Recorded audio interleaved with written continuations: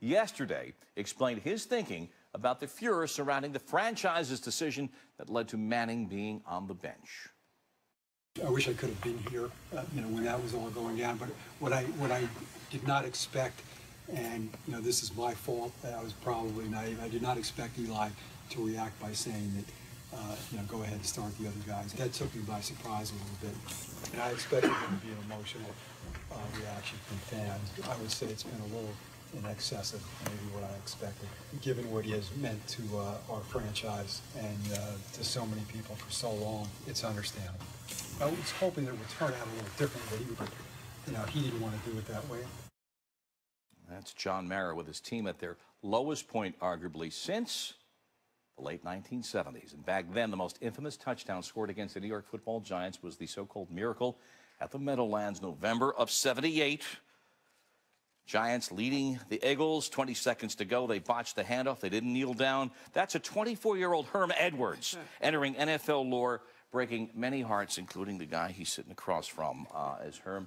So you put him in that bad spot, and that led to George Young. It led to the burning of tickets. All right. So now they're 2-9, and they're in a bad spot. Let's talk about leadership around a franchise. John Mara was not even in the building when this went down on Monday. I know we had a family obligation. It looks like they totally underestimated Eli's reaction. I mean, they misread it, even internally. Put the PR to the side. Internally, they misread this. They misread it big time. Yeah, when you think about a young man that has really been the face of this franchise his whole career, he's played 210 straight football games. That alone tells you that when you make a decision like this, you need to just reflect before you get emotionally and say, well, we're 2-9, we're trying to evaluate other players. Something in life that I realized when I became a leader. You treat everyone fair, but you don't treat everyone the same. Mm-hmm. He goes in, you don't treat him the same. You let him go out on his terms. This man has won you 2 Super Bowls. Very difficult to win one. He's won you 2. He has been in the lineup since you put him in there, and he has never missed a start. Why would you think that a man that has done that in his career, with the 2-9 season, say, oh, by the way, I don't want to start anymore? Really? Or I want someone to come in at halftime and take me out. He wants to finish his job. He wants to try to win a game for the New York Giants. Then you roll it out, and yes, the organization has to own it, but you've been around teams and you've made tough decisions, yes. I'm sure. And John Mara has not been a reclusive owner. I mean, this is a great owner family, this organization. But you're not there when it just blows up and the decision was made and you're out of town. Yeah, and it's bad optics for everyone, and now the ramifications are this has become the talking point in sports today, the Eli Manning decision. Now, some people will say, well, he wasn't playing good. Look, regardless of that, the decision you make with this guy going forward is critical. You can't end it. You can't let it end like this. It's just a bad look for the organization. Yeah, trying to undo it is tough. I picked up the papers, and your name's in the papers. Oh, boy. Right, we're going to talk about Arizona State because you're here, and it's my job, and I love you. Where's this stand? I'm going to interview this weekend, and we'll see after that what happens. All right. Whatever happens, we hope it's the best for you and your family. Thank you, my friend. All right. And have a great holiday. Okay. And I'll see you in the meantime. Yes, sir. All right. Herm Edwards, thanks. Eli Manning called Derek Jeter a role model, and now Jeets is an owner with the Marlins.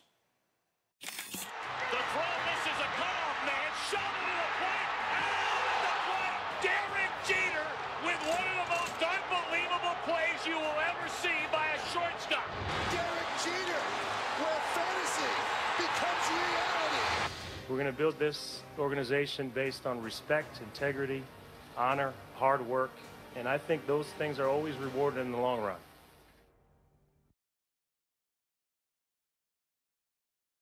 Jeter, principal owner of the Miami Marlins. Jeter was scheduled to host a breakfast today, looking to solicit new business partners, even investors in the franchise, raising millions, he hopes.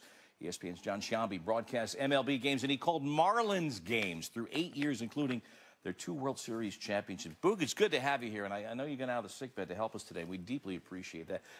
You said basically, I think on Twitter, 0 for 10 Jeets has been in his decisions. All right, well, how do you see that?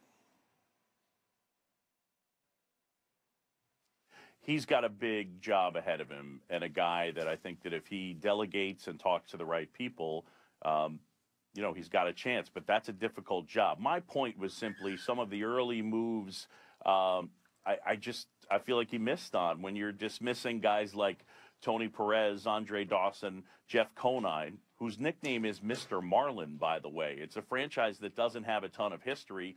You probably like to hang on to the guy called Mr. Marlin that you can trot out at events and that type of thing. They were low cost, and then you dismiss the play-by-play guy. These are not the things that have been the problem for the Florida/Miami Marlins. So, again, for this to work, these early decisions are not huge, but I would say that they were pretty simple, and I feel like my opinion is that, you know, he made a mistake in terms of dismissing those guys because those were not the issues. Those were positives, and I really think it's a job that you need to ask people in that market to understand. Well, you know, and what is unique? You know the city, and you've traveled to all the major league towns. You have an understanding of the way each team relates to its fan base, and it's a newer franchise. But they've got two trophies. What's unique about Miami? Well, I think that Miami as a whole distrusts the ownership groups that have been there, whether it's, you know, Wayne Huizenga was the owner that brought baseball to Miami. But then after that initial year, remember the strike in '94, he was a real leader in terms of trying to break the union. So, you know, there was an element of owning a product and bashing the product, and they never came back after that strike. Even in '97, attendance was okay. In '03, in September, the Marlins were fighting for a wild card spot, would eventually win the World Series. There were a few thousand people at then Pro Player Stadium. So I think that you've got to build trust, you've got to win, and not in a go and win 88 games and come close to a playoff spot in 1 year. That is not going to be sexy for them.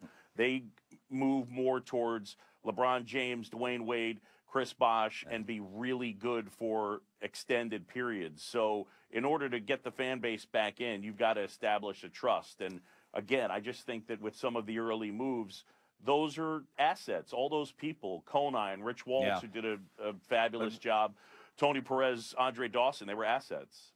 Reportedly, Jeter put about $25 million of his own earnest money into this. This is a club that's reportedly $400 million in debt. They're looking to raise about $250 million, having already spent more than $1 billion or financed that to buy the club. And here is the talk about Giancarlo Stanton, who's going to make about what Jeter put into the club, $25 million. And here's your first big personnel baseball decision. And you know, Jeter, that's not necessarily making all the final word in baseball decisions, but, you know, what he's going to bring in with his baseball knowledge to this. Well, again, I think I'm interested to see how much impact he has in terms of personnel decisions. I think it's very difficult being away from the game to come back in when there are just waves of players that come in that you have to learn. I also think that, you know, in today's world, it's really challenging when you don't have someone involved in analytics and an understanding of analytics in order to assess player performance. That's crucial. You know, we can't be looking at Triple Crown numbers in the back of baseball cards and saying this guy hit 270 with 12 homers and 70 RBIs. You've laid it all out, Boog, as always. We appreciate it. Thanks so much for joining today, John Shambi. Next up, a BLT